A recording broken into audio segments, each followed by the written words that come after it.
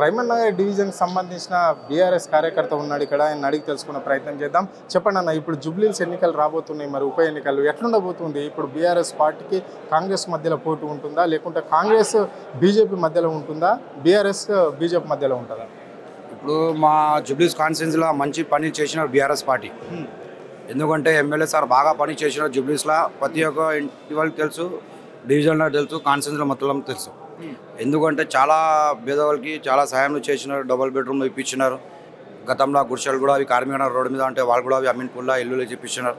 చాలా పెద్ద పెద్ద పనులు జరిగింది జూబ్లీహిల్స్లో మాగంటి గోపీనాథ్ సార్ ఉన్నప్పుడు.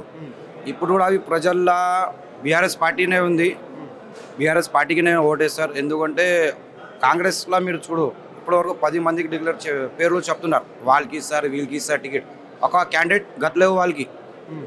ఇప్పుడు ఎందుకంటే మొత్తం చిల్లర చేసి పడేస్తున్నారు వాళ్ళు. బీఆర్ఎస్లో పబ్లిక్ జూబ్లీహిల్స్ కాన్స్టిట్యున్సీలో మొత్తం బీఆర్ఎస్ పేరు వస్తుంది.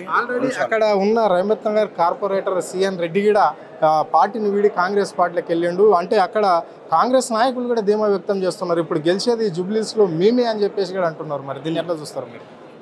అయితే సిఎన్ రెడ్డి కూడా అవి బీఆర్ఎస్ పార్టీ నుంచి గెలిచిపోయినారు. ఆయనకు తెలుసు బీఆర్ఎస్ పార్టీని ఎక్కడ వస్తాయని. ఆయన అక్కడ పోతే పార్టీకి ఏం నష్టం కాదు, ఏం కాదు. ఎందుకంటే బంపర్ మెజారిటీతో మళ్ళీ ఒకసారి బీఆర్ఎస్ పార్టీనే వస్తాయి జూబ్లీహిల్స్లో.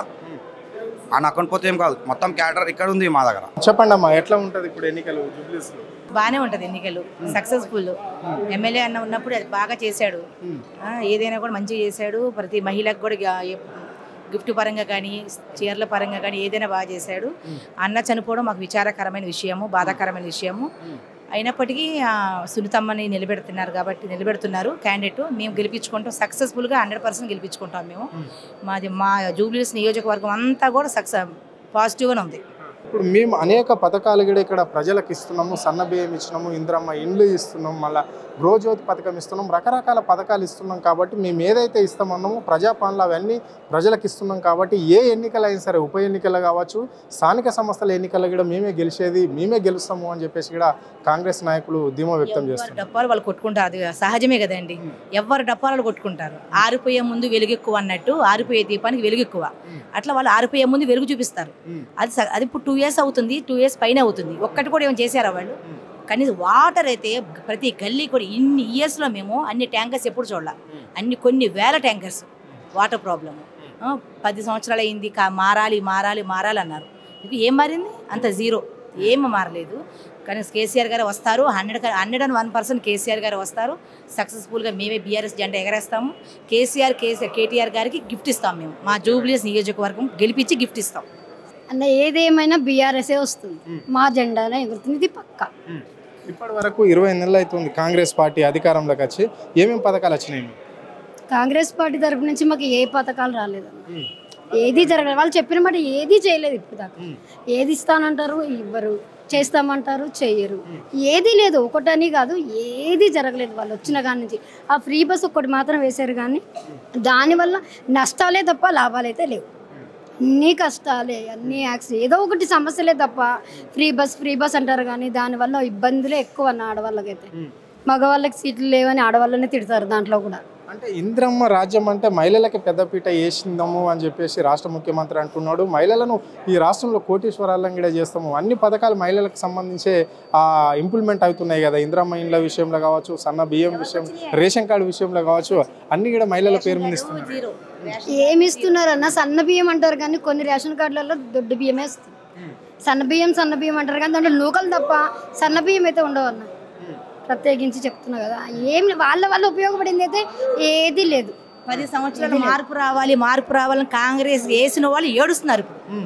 అమ్మా మాకు ఈ కాంగ్రెస్ వద్దు, మా సార్ మాకు రావాలా, మా తెలంగాణ మాకు రావాలా, మా కేసీఆర్ గారు మాకు రావాలా. ఏడుస్తున్నారు వాళ్ళు, మొక్కుకుంటున్నారు, కాళ్ళు మొక్కుతున్నారు మాకు వచ్చి. అమ్మా మీరు మా క్యాన్వసింగ్ వచ్చినా రాకపోయినా మేమైతే మీకే ఓటేస్తాం, మేము గెలిపించుకుంటాం. మాకు కాంగ్రెస్ పాలన వద్దు, మాకు కేసీఆర్ పాలన ముద్దు. ఎట్లుండబోతే ఇప్పుడు జూబ్లీహిల్స్ ఎన్నికల్లో ఆల్రెడీ ఇక్కడ కాంగ్రెస్ పార్టీ ఇప్పుడు ఇక్కడ జెండా బాతేస్తాం, మేమే గెలుస్తాం అని చెప్పేసి ఇక్కడ వాళ్ళు ధీమా వ్యక్తం చేస్తున్నారు. జూబ్లీహిల్స్లో ఇది వాస్తవమేనా? గెలవబోతుంది ఆ కాంగ్రెస్ పార్టీ? కాంగ్రెస్ అంతా దింపుడుగా లాష్ అండి, అదేం జరగబోదు. ఇప్పుడు వార్ 1 సైడ్ అవుతుంది. అంటే పబ్లిక్లో మనం రియాక్షన్ చూస్తున్నాం. వాళ్ళు ఇచ్చిన హామీలు కానివ్వండి, వాళ్ళు చెప్పిన వాగ్దానాలు కానివ్వండి, ఏ ఒక్కటి నెరవేర్తలేదని అందరికీ తెలుసు. ఇది ఒక రెఫరెండం కాబోతుంది రేపు పొద్దున. రేపు పొద్దున భవిష్యత్తులో 2028లో బీఆర్ఎస్ ప్రభుత్వం ఏర్పడుతుంది అనడానికి ఇక్కడ నుంచే మా తొలిమెట్టు స్టార్ట్ అవుతుందని మేము అనుకుంటున్నామండి. అంటే ఆల్రెడీ కాంగ్రెస్ పార్టీ అనేక పథకాలు కూడా ఈ రాష్ట్రంలో ఇంప్లిమెంట్ చేస్తున్నది కదా, ప్రజలకు అందరికి ఇస్తున్నారు. ఆ విషయంలో కూడా వాళ్ళు ధీమాగా ఉన్నారు. అంటే మా పథకాలు ప్రజలకు అందరికీ అందుతున్నాయి, ఇంటింట మా పథకం ఉంది అని చెప్పేసి కూడా వాళ్ళు అంటున్నారు. వాళ్ళు అంటున్నది చాలా సత్యదూరం. అది ఎంత సత్యదూరం అంటే, మీరు నేను కెమెరా తీసుకొని పోదాము, నేను ఇక్కడ బంజారాహిల్స్లో ఉంటాను, మా స్లమ్లలో ఒక్కొక్క బస్తీలో 10,000 12,000 ఇండ్లు ఉంటాయి. మరి ఎంతమంది లబ్ధిదారులకు వీళ్ళు ఇచ్చిర్రో రెఫరెండం మనం తీసుకుందాం, మనం పోదాం, మీరు కెమెరా తీసుకొని రండి, ఇంటింటికి పోదాం, ఎంతమందికి పెన్షన్ పెరిగింది, ఎంతమందికి కొత్త పెన్షన్లు ఇస్తున్నారు, ఎంతమందికి రేషన్ కార్డులు వచ్చినాయి, వీళ్ళు ఏదైతే అమలు చేస్తా అన్నారో మహిళలకి 2,500 రూపాయలు అవి ఎంతమందికి వచ్చినాయో మనం చెక్ చేద్దాం కదా, పబ్లిక్ టాక్ తీసుకుందాం మనం. ఇది ఊహల్లో వాళ్ళు ఏదో ప్రచారాలు చేసుకొని పేపర్ యాడ్ వేసుకొని టీవీలో న్యూస్ వేసుకుంటే కాదు. ఇది నిజం ఎంత ఉంది అది నిలకడ మీదనే తెలిసిపోతుంది. ఇవాళ జూబ్లీహిల్స్ కూడా వచ్చే బైపోల్లో వన్ సైడ్గానే మేము గెలుస్తాం. మాగంటి గోపీనాథ్ గారు చాలా చాలా గొప్ప సేవ చేసారు ఆ జూబ్లీహిల్స్ కాన్స్టిట్యున్సీకి. మేము అంతే విధంగా భారీ మెజారిటీతో గెలవబోతున్నాం. ఏంది మరి జూబ్లీహిల్స్ ఎన్నికల పరిస్థితి ఏంటి? పరిస్థితి అంటే వన్ సైడ్ అవుతుంది అన్న.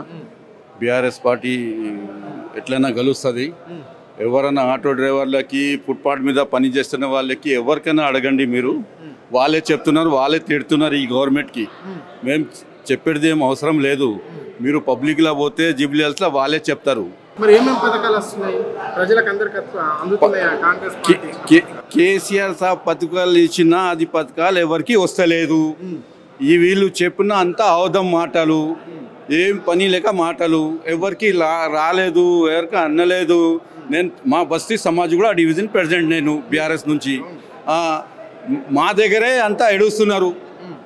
కరెంట్ పోతుంది, ఇప్పుడు అంతా కరెంట్ పోతుంది, తిడుతున్నారు. నల్లు టైం మీద వస్తలేదు, నీళ్ళు సరిగ్గా వస్తలేదు. ఎంత వాన పడింది, ఎంత తుఫాను వస్తున్నది, కానీ నీళ్ళైతే లేదు.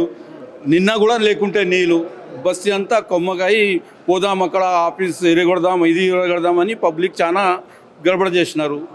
అంతా తెలుసు. ఈ కాంగ్రెస్ ఇప్పుడు కాదు, 50 సంవత్సరం నుంచి వస్తున్నారు కాంగ్రెస్ది, తెలుసు మాకు అంతా. సన్న బియ్యం ఎవరంటున్నారు? అది ప్లాస్టిక్ బియ్యము. మీరు చూస్తలేరా టీవీలో? ప్లాస్టిక్ ఉన్నది, అది ప్లాస్టిక్. అది ఎవరు తీసుకుంటలేరు, అమ్మేసుకుంటున్నారు వెనక. ఎవరు తింటలేరు. మేకలు కూడా వేస్తే కడుపు దొడ్డిగా అవుతుంది, గ్యాస్ అయిపోతుంది అది అది బియ్యం తింటే. అది ఏం లేదు అన్న. కాంగ్రెస్ ఎక్కడైనా ఎలక్షన్ చెప్పింది, ఇప్పుడు తెలంగాణలో ఊడిపోతుంది వన్ సైడెడ్. బీఆర్ఎస్ పార్టీ జై తెలంగాణ, జై బీఆర్ఎస్ పార్టీ, జై కేసీఆర్, జై కేటీఆర్.